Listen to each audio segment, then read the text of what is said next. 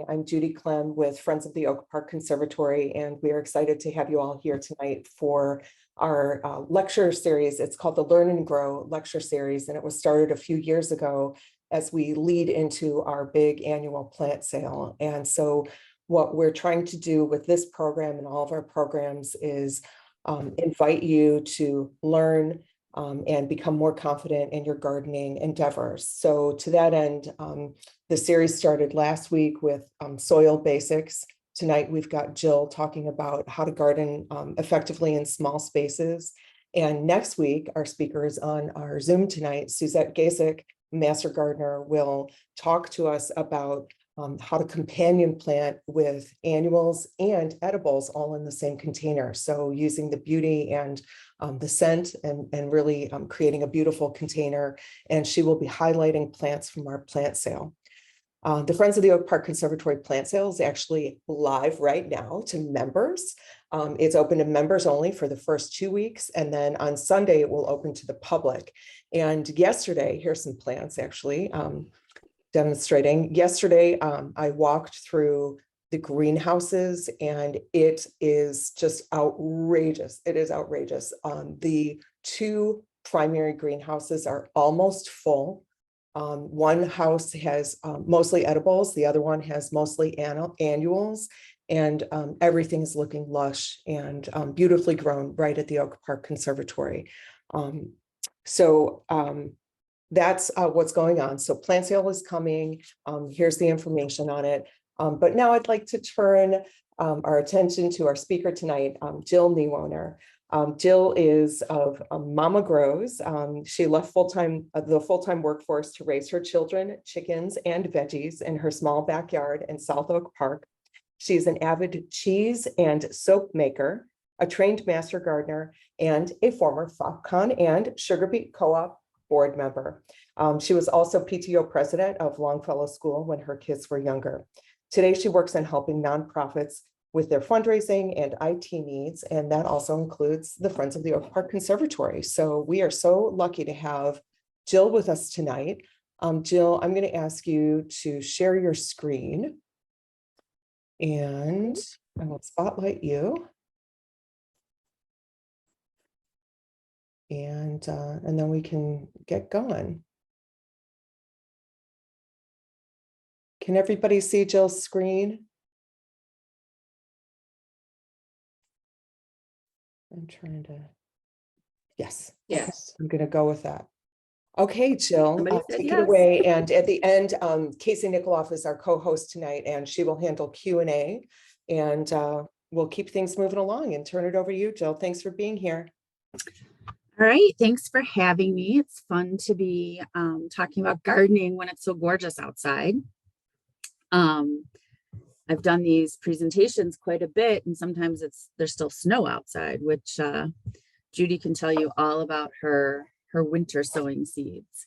But I'm going to talk a little bit today about growing in small spaces. So as all of you know, most people in this area, either you're in an apartment, you have a balcony, or you have a small backyard, and it's amazing what you can actually do in both of those spaces. So let me start.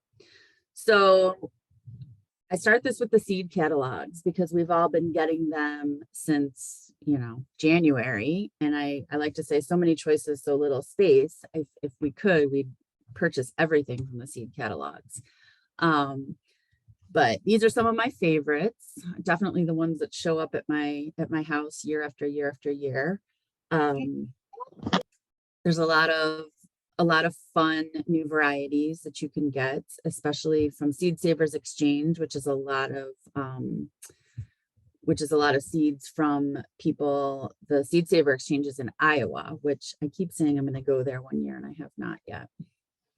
But definitely your seed catalogs are a great place to start.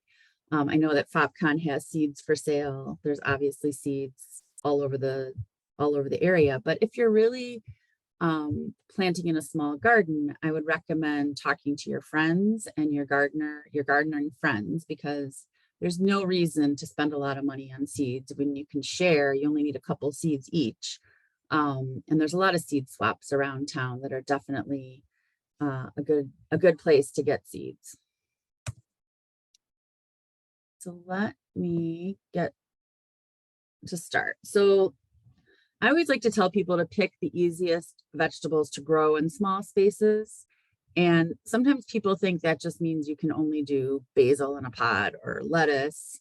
But the truth is you can do almost anything in a small space. So some of the easiest beginner vegetables, obviously, are peas, herbs, garlic, beans, squash, tomatoes, cucumbers, radishes are probably the easiest thing you can grow in the world. But in small spaces, you can also do carrots and beets and, other things. One of the things I like to tell beginners is to be very careful with your mint. Don't put it in a place where you don't want it to spread everywhere. I often tell people put that in a pot, because if you do have a tiny yard and you plant mint, you will never get rid of it. So it's a lot of fun for mojitos in the summer, but you don't want it to take over your whole space. Things like, so Chicago's growing season is only about 170 days. It can go up to 200 in some areas, but we'll talk about that and what that means when you're picking out varieties for your garden. So these are some of my vegetables over the years. That's my mother-in-law on the left with the Brussels sprouts, sweet potatoes, potatoes.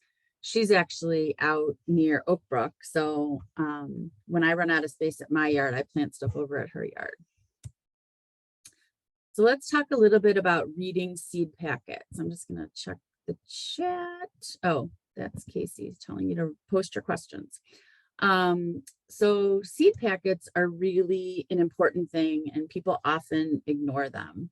So if you are swapping seeds, I highly recommend that you take a picture with your phone of the seed packet, because the seed packet will tell you a lot of things about the vegetables that you're growing. So a couple of my seed packets, and if you notice, you can't see the radish one, but the chives and the spinach, you'll notice say cool season, and they tell you when to plant them and how long they typically take. So if we know that Chicago has about 170 days, obviously spinach takes 28 to 45 days, plenty of time to plant it multiple times, actually. Things like watermelons and some other, more tropical type things take much longer than 170 days. So you want to make sure you buy seeds and get seeds that are appropriate for our weather. So the front of the packet is going to tell you things like when you're supposed to plant it, and it will tell you tomatoes are very frost sensitive. You can't plant a tomato. A plant will have a problem if you plant it before our temperatures stay warm enough for it, because it's very frost sensitive. So you want to plant those after your last spring frost. Now here, you never kind of know when that is, but the general rule of thumb is after Mother's Day, it's technically usually safe to put out your plants. It'll also talk about natives and heirlooms, and we'll talk a little bit about that. And then the back of the packet is going to tell you things like, how do you plant this? How much space does this need? Is it indeterminate or not? If we're talking about small spaces, often you might want things that climb up. So indeterminate means that it's, I don't know the best way to describe it, but indeterminate, it means that it doesn't, it just kind of grows right in place, versus vining, which is going to take over and can go up a trellis. Okay. So if we look at these two, you can see a watermelon is 80 days and Swiss chard is 50 to 60 days. Now, I said we have 170 days growing season, which is true, but I would say that 80 is kind of pushing the limit of our warmest weather. And obviously watermelons need warm weather. So if you talk about the number of days between the last spring frost and the first autumn frost, is about 170 days, but watermelons are not going to grow well when it's, 50 degrees or 40 degrees. They really need 80 and 90 degrees. So you want to think about that when you're purchasing things like this.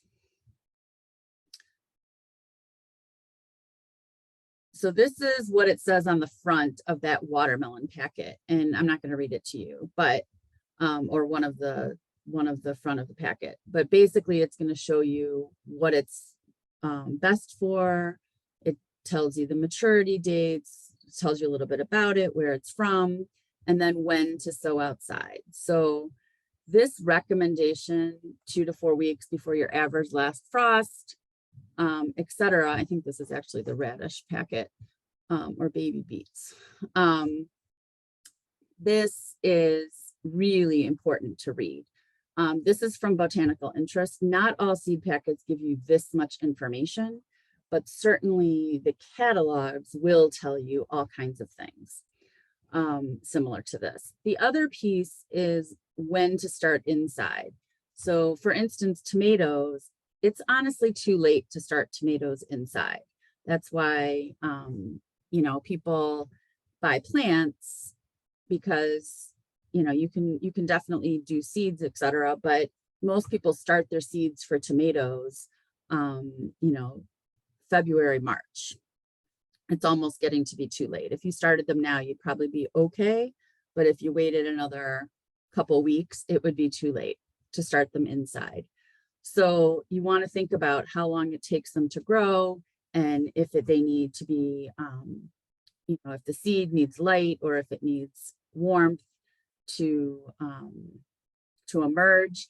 And that's where it's going to give you some information. It's also going to give you information about thinning your plants. And this is the most painful thing for everybody is, if you've ever planted, for instance, carrots, they're very teeny tiny seeds. I used to grow things at the Longfellow Garden, and the kids would just throw handfuls of seeds, and then you'd end up with, 50 plants in the space that you really only want 3, let's say. And so when certain plants become, 2 to 3 inches tall, you want to thin them, and people are like, oh, I don't want to do that because I finally got these little seeds to grow. But it's really important to thin them. And what that means is taking out, this one says thin 1 to every 4 inches. So there should only be 1 plant every 4 inches, even if you've got, 30 plants in that space, because that's how the seeds grow. The important thing for things like carrots is not to disturb the root when you thin them. So instead of pulling it out and potentially bothering the roots next to it, I suggest you just pinch it off right at the soil level, and that will help. A lot of people are confused. Do we need to buy organic? Do we need, what's heirloom, what's organic, all these terms. Certified organic is a legal term, and the farmer must comply with the rules, including not using specific substances 3 years prior to harvest. That does not mean that pesticides are not used on these seeds. They're just pesticides that are certified organic. So people say, well, I only want to buy organic seeds because they, haven't used pesticides on the plants where the seeds come from. And that's not exactly true. So non-organic can also be grown with non-organic practices. So, I don't ever use any sort of chemicals in my yard, but I don't always buy organic seeds because from my perspective, You know, the certified organic people pay to have that. And there's a lot of farms out there that are growing with non-organic practices, with organic practices, but not legally certified organic. So that's just something to think about. If you don't have a lot of space, or you don't have a lot of sun, let's just talk about this for a second. So most vegetables need 6 to 8 hours of sunlight a day to grow. But there are all of these shade tolerant plants that can really be grown successfully with 4 hours of sun or even less. So what I like to say is, if you don't have a lot of sun and you do grow in pots, you can always move things around your yard, which seems like a pain, but it's actually kind of fun. It gets you outside and moving around. And so you might move your plants kind of as the sun goes throughout the day. The other thing is to grow shade loving plants with sun loving plants trellised over them. So it's really easy to trellis, say, cucumbers, so they grow straight up and over a trellis, and plant cilantro underneath the trellis. So they will get filtered sunlight. They won't be in the sun beating down. Cilantro is notorious for what's called bolting.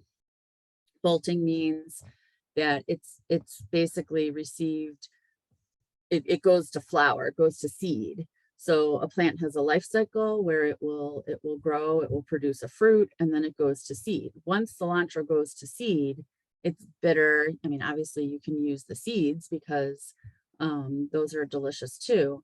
But the cilantro itself, the leaves get very bitter, and they get kind of feathery. And that's often from too much sun too quickly. Cilantro is a cool weather crop. It likes to be shaded. It also likes to not have it too hot. There are some bolt, they're kind of coming up with seeds now that are bolt sensitive and don't bolt as quickly. So starting seeds, when we talk about when to start seeds and should you start them indoors or buy plants,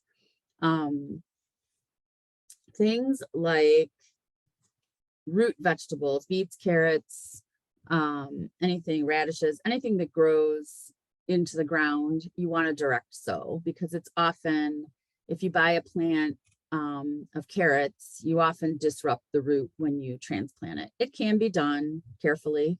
I'm not saying you can't ever, but things that you want to either buy plants or start indoors are tomatoes, broccoli, cauliflower, melons. Melons take a long time. And if you plant them when it's warm enough to plant by seed, you won't probably have enough time for the melons to develop and ripen by the end of the summer. Garlic around this area we plant in the fall. It's very easy to do. You plant that in September, October, and you harvest it in June. So that's something to think about. Everything listed on this screen, for the most part, can be planted in a raised bed or a pot. And we'll talk a little bit about that. This just shows a little bit about how to start your seeds. You want to use seed starting material, not just soil from the ground. And that's mostly because when you're starting seeds, you don't want to introduce any, this is for starting seeds inside, obviously. You don't want to introduce any fungus or anything that might be in your soil into your plants. You want to give them the best start, which is nice, especially like at FopCon when they're going to start the seeds for you. So this is a picture of my little one who is now 18. There are ways to grow inside. If you don't have any space, they sell these kind of, I think they're called arrow gardens or something. Things like this where you can actually grow directly inside and keep it inside. Obviously, if you have space for something like this is how I start my seeds every year. It kind of gives it somewhat of a greenhouse effect. Back in the day, I just started seeds kind of in the windowsill, which is fine, but it's not the best way from my perspective. If you don't have not a lot of space, it is completely fine to start your seeds that way. You just want to make sure that they're getting enough direct sun, because they can get very long and lanky if they're kind of reaching for the sun. So let's talk about containers or raised beds. So containers can handle almost any non-root vegetables, but as you can see right here, this was a deck planter that I had on just my stairwell. And I planted onions in this, and they did great. So you really only need about 6 to 8 inches of soil to grow almost any vegetable that you would want. So you don't have to worry about having a very deep, a deep pot or a deep bed, even for things like onions or beets. Certainly for carrots, you might want it, a little bit longer. This thing's only about 4 inches deep. I often grow potatoes in grow bags, which you can buy all over the place, but they're basically, and trash cans. You can plant your potatoes. Potatoes need to be planted, and then you put the soil, you mound the soil over it as the leaves grow, and until the trash can is full with soil, and then the potatoes will develop under that. With raised beds and containers, you don't have to worry about bad soil around or poor soil quality. Around here, we have some lead in our soil occasionally, so we bypass all of that. So it's really beneficial to grow in a raised bed or container. If you are lucky enough to have enough space outside, I highly recommend making a garden plan. So this is kind of sketch out where you're going to plant things, and then make sure that you have space, because for instance, broccoli and cauliflower, square foot gardening is kind of a trend that went on for a while, where it's you break out your garden plan into square foot blocks, and it will show you how many things can go in that block. So for instance, one cauliflower or one head of broccoli is going to take a whole square foot. If you've only got 3 feet, maybe you don't want to grow those vegetables. But things like tomatoes, things like peas, things like greens, spinach, etc., you get a lot of plants in a square foot. So that's something to think about. You can get all kinds of garden plans and all kinds of square foot gardening information online. You also don't want to buy your plants too early. I mean, like today, it's gorgeous out. People want to run out and go buy all their stuff. And then, knock on wood, we might get a frost. So you definitely don't want to buy too early. Hardening off plants is really important. So if you buy plants, especially that are grown in a greenhouse, they've had the perfect environment for the whole time that they've been growing. You don't want to put them outside, and the first night they're out, it gets really cold at night. So plants need to be hardened off, which means, maybe first you put them on your back porch that's kind of shaded by your house, or if you live in an apartment, you might want to kind of put them in the corner of your balcony, and gradually get them acclimated to being outside. So these are some of my garden picks. This is a bed that I started a couple of years ago on the north side of my house, because there's not a lot of sun, but it allowed me to grow some greens, and things that are more cool weather crops. So things like cilantro and things like lettuces. These kids are now in high school. But if you look over here, this is, these are cucumbers that were planted in a pot, but then a trellis, I set a trellis around the pot. So you can see in a very small footprint, you can grow straight up and get quite a bit of cucumbers. So things that vine, cucumbers, squash, things like that will grow up. I also threw in a picture here. I'm an avid mushroom grower. So these are my shiitake mushrooms that I grow in logs, which is a whole nother presentation.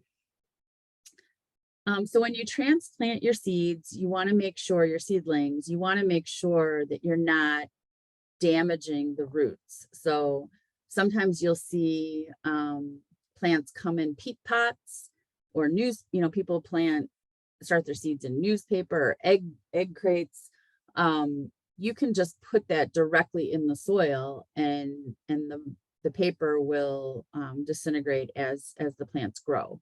I always recommend kind of ripping the bottom of the peat pots or wetting them really well, just to kind of give them a head start. So this is a graphic of when to plant your seedlings, meaning when to put them outside. So one thing I didn't mention on the seed packet, it's always going to tell you what zone these seeds are good for. For instance, you can't grow pineapples here in Chicago because those are going to be in a zone that needs much, much more heat than we have. We're zone 6A or B, kind of depending on if you're in the city or you're out in the burbs. But zone 6 is usually pretty good if it says zone 6. And what that means is zone 6 is when do you start these seeds? So for instance, broccoli, cauliflower, spinach should already be outside. I mean, those seeds should have been, you can plant those the beginning of March or even right now. If you're going to transplant them, so you have them in, you bought some at a greenhouse or whatever, they can be transplanted in kind of the yellow to yellowish area. And then the red is when you harvest. So if you look at something like beans, which are excellent for small areas, because if you buy ones that are vining, they can go up fences, they can go up trellises. Those need to be planted right around Mother's Day, and then they'll be harvesting all summer through almost October, like beginning of August, September.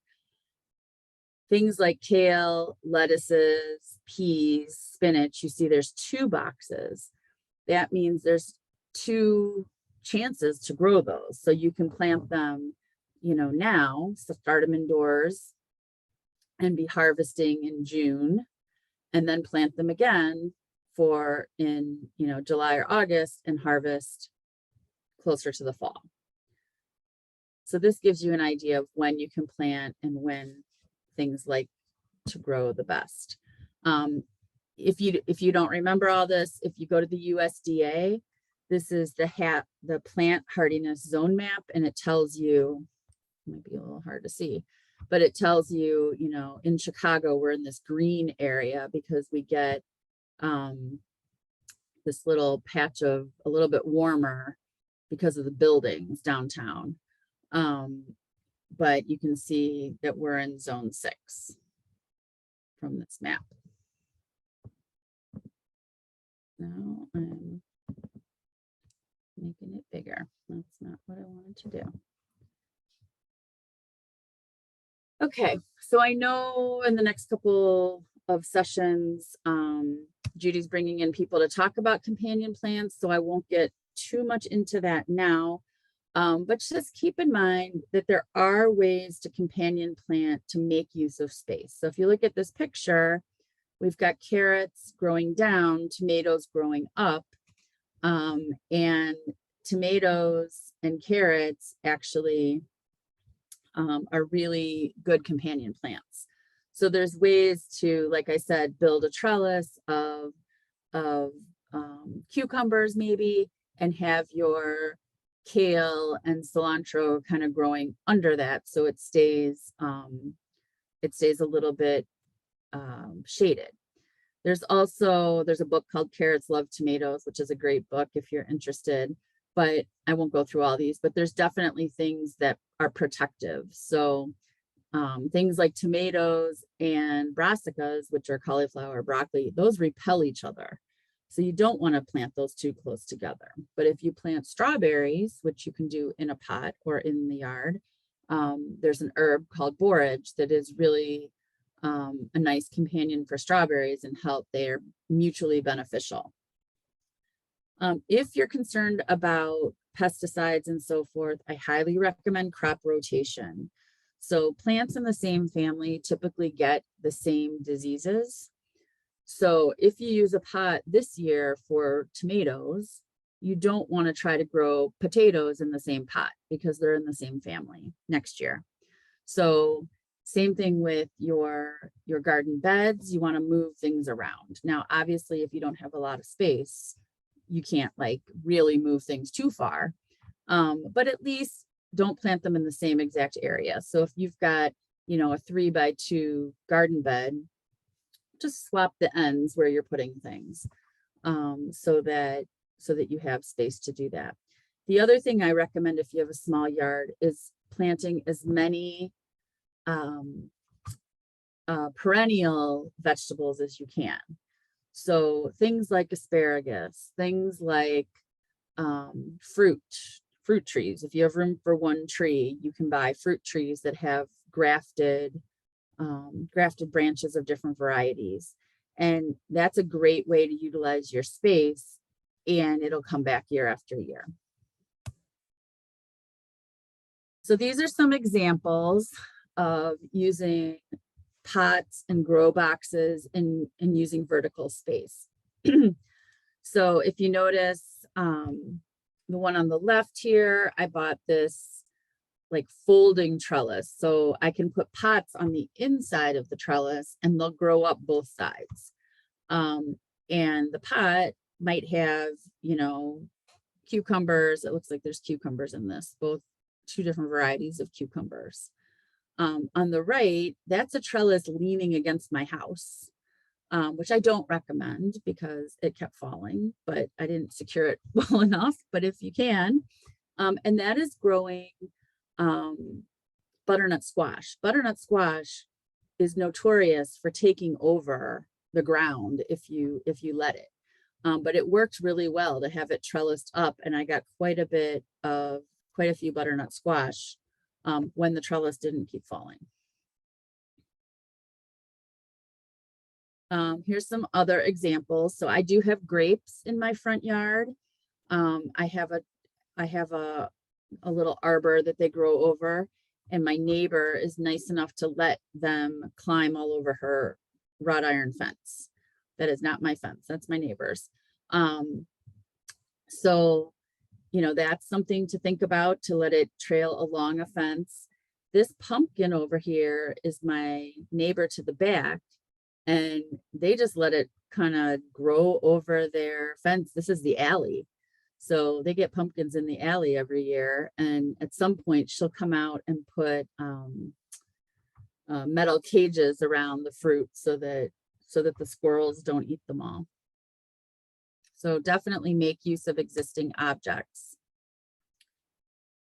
So these are some fruits to grow in the Chicago area. I grow blueberries, strawberries, blackberries, raspberries, all very successfully. Strawberries are very easy to grow in pots or in the ground.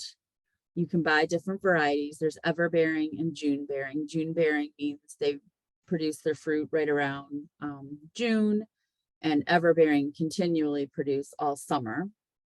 Raspberries and blackberries are very easy to grow, but they will spread and take over.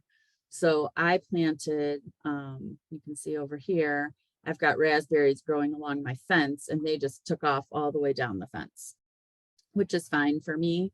But they, can take over your yard. Blueberries are not a good fruit to grow unless you're going to really manage them.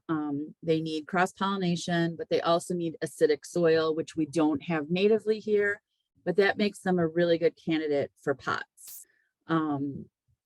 So they do take a lot of water, they do take special soil, and they do require multiple varieties to get fruit. But if you're willing to do that, you can grow them in pots very successfully. And then there's some other, if you have room, stone fruits, obviously apples, stone fruits are peaches, nectarines. I've got an apricot tree in my backyard. I also have a multi-variety apple tree, which apples require cross-pollination. So on my one tree, I get apples of different varieties. And this is just an important thing to remember, that success is not always what you see. So, you might have really good success with certain things, and not such great success with other vegetables. And it takes a lot of trial and error. But once you find, what you like to grow, obviously don't grow things you're not going to eat, pick things that you like, and try out different ways. When I was a little girl, my mother planted a garden for us, and she was very devastated that there was nothing growing. And week after week after week, there was nothing growing. She had planted radishes. And so one day she took me out there and she's like, Jill, look, you have something to dig and whatever. And I went into the garden and I pulled out a bunch of radishes with a rubber band around it that she had purchased at the grocery store. And so my mom was a city girl from Philadelphia, and she didn't understand that radishes grow under the ground. So she kept waiting for the radishes to show up on the soil. Should I answer these questions, Judy? Is that okay? Are you done with your presentation? Yeah, I think Good. I Okay, think great. this is my last slide. Let's Okay, double great. check. I believe it is. Okay. Great. Thank you so much. Casey, do you want to ask Jill the questions and kind of guide us and guys, please put your other comments in here. Perfect. Sounds good. Yes, thank you so much, Jill. That was a really great presentation, and just exciting as we get this beautiful weather in Chicago. People are excited to get their gardens started. So we just had a couple of questions. Again, put your questions in the chat. We can throw those out there. My lighting is really bad, so I apologize. But so Tristan asked, will raspberries grow well in pots? I think you said that they will grow very well, but do you have any kind of best practices or tips for those to really make them successful? Yeah, raspberries, I'll be honest, are a little bit more difficult to grow in pots. They'll grow fine in pots, but to get enough raspberries to really eat, you'd need a bunch of pots. Because just one raspberry plant in a pot isn't going to give you really, you might get a handful of raspberries, but you're not going to get enough to eat, throughout the summer. If you get a really large pot and you can plant, 2 or 3 in there, as I said, they do spread. So they will spread on their own. But I would recommend raspberries, things like that I like to put them against a fence so that you can kind of keep them, I tie them up to the fence just to make sure they don't take over. And then I pull all the little sprouts. And if you look on, Facebook or any of the neighbors' pages, people are constantly digging things up and giving them away. So people that have raspberries are often like, oh, my raspberries are going crazy. Come dig up some little sprouts and they'll grow just fine. So if you're going to grow them in pots, you need a bunch of pots, I would say. Fantastic. Very helpful. Appreciate that response there. And then Judy had a question. I think this was in response. So you said you had a tree in your backyard that had multiple varieties of fruits. So could you tell us more about that fruit tree? How big is it and what fruits do you get?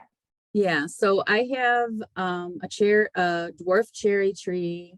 I have a apricot tree, and I have a peach tree, and I have a multi-variety apple tree.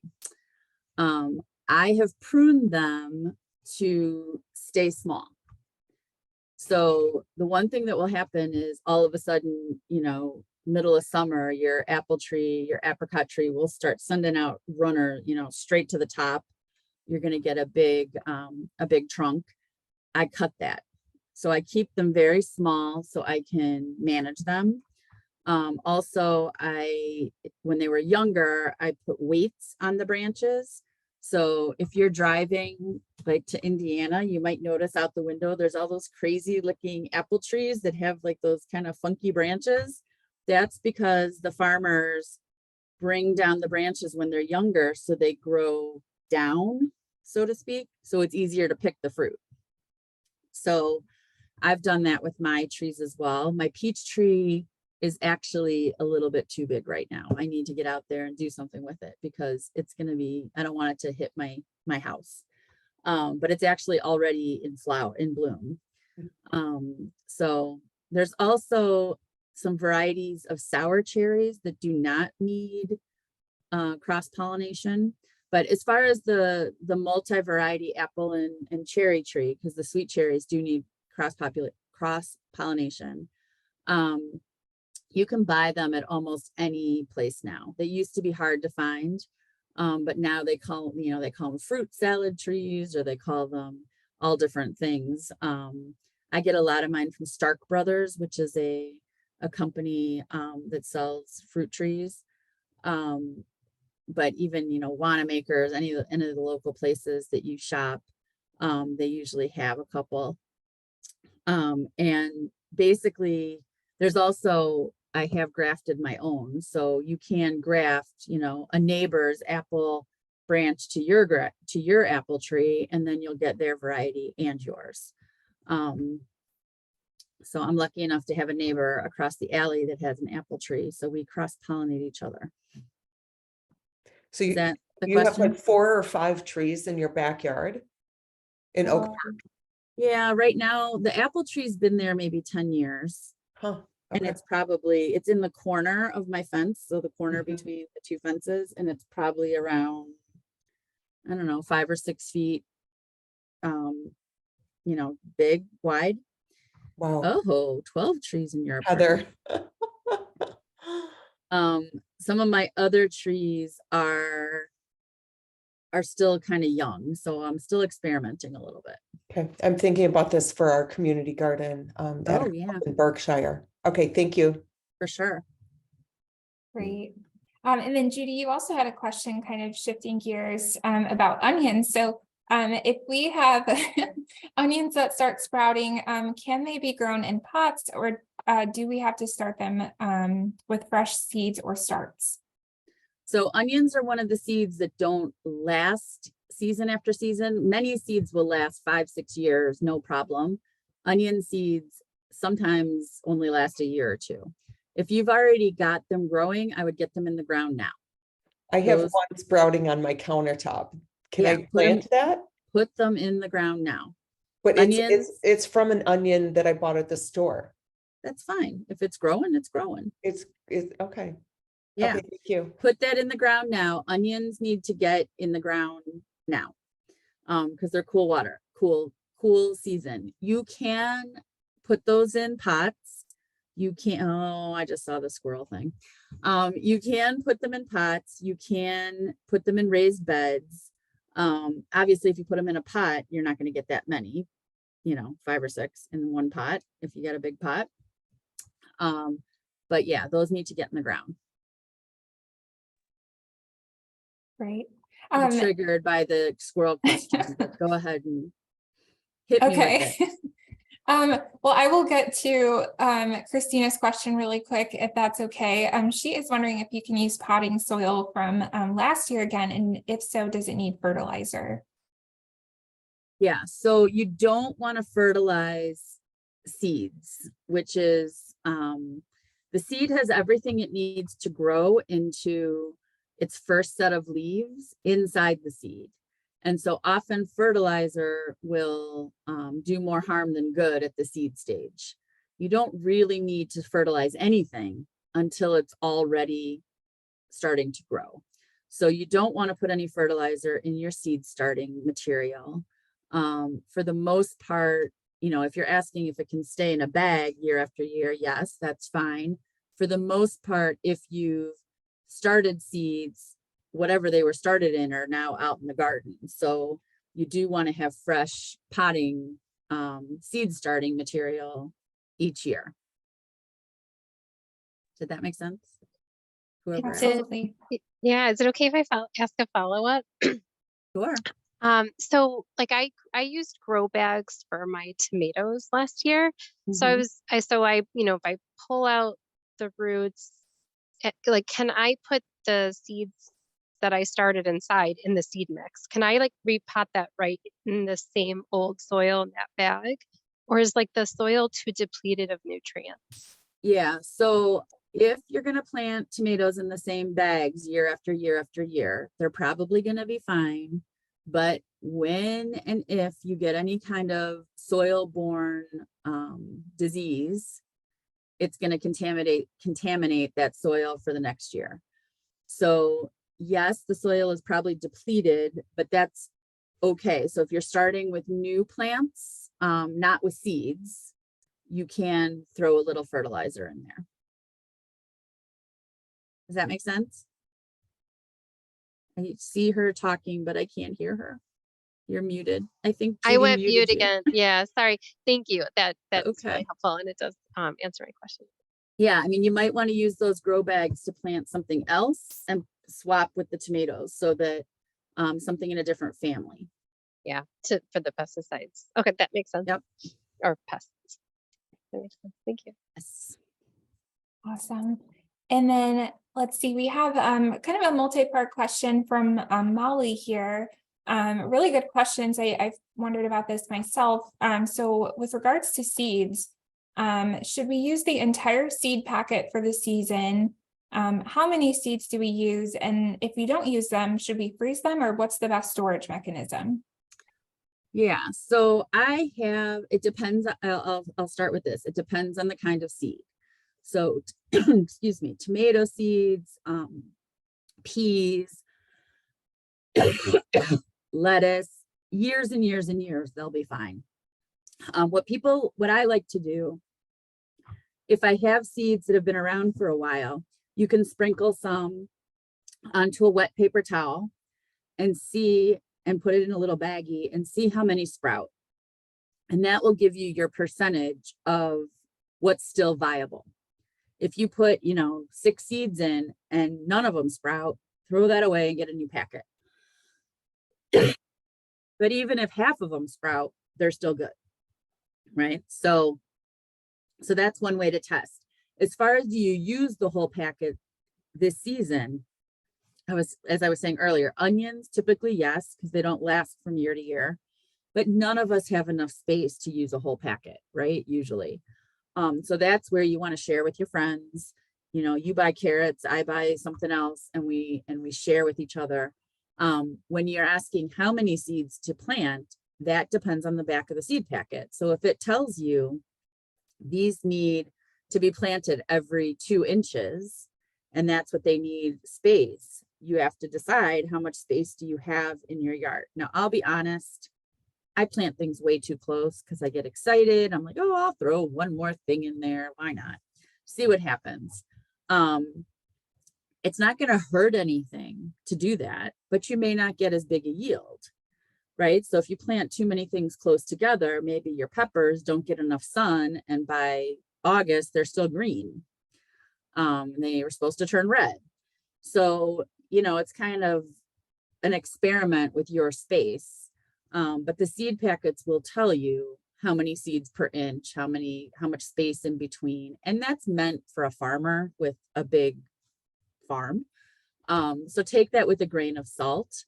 But definitely the more patient you can be and the more self-control you can have putting fewer things in, they're going to grow better.